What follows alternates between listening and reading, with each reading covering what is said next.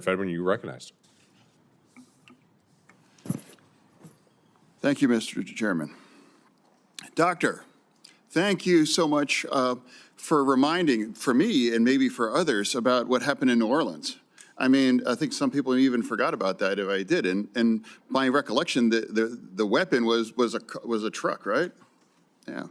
So my first question is directed to you for that, and since you as an expert, what are some of the threats that face the U.S. and these sporting events that your team has identified of? What keeps you up at night? What is the number one thing that the federal government has to do to mitigate these kinds of threats? And reminding us all about New Orleans. I think for me, we've identified 5 threats that we are most credible because of their ideology and past use of wanting to attack these kinds of spaces. They range from international actors, state-sponsored actors, all the way to domestic actors.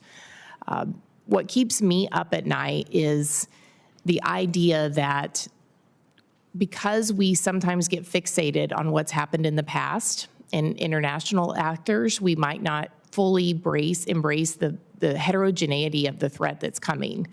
And so for us to be able to support with expertise of people who think about this all the time, and because the people who are planning these events have so many things to do right now. And so I think for you all to be able to support these public-private partnerships where universities can be part of this. You have professors like myself and students like myself who are thinking about each of these actors very deeply in a way that someone who's planning an event may not be able to.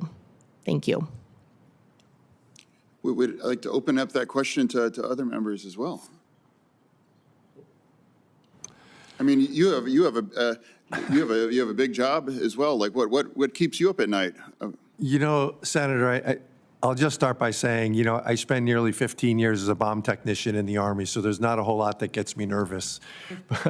But I think, you know, the asymmetric threats that, you know, were just talked about is a concern. But, you know, from my perspective as the OCOG leading the organization, when I think about the magnitude of bringing 15 million people into Southern California, Oklahoma City, and across the nation as we hit all 50 states in our torch relay, and the logistics that goes with that, and the security planning and the security apparatus that is behind all of those are the things that really I think are top of mind for me, that I will say keep me up at night. It is really thinking about and trying to orchestrate and coordinate the magnitude of the undertaking. Senator, if I could just add, in addition to actually making it safe and secure, it's important that the travelers perceive its safety and secure, and they can trust and rely on that and want to come to this country. Okay. And actually, I see you. Back to the chair. Can do.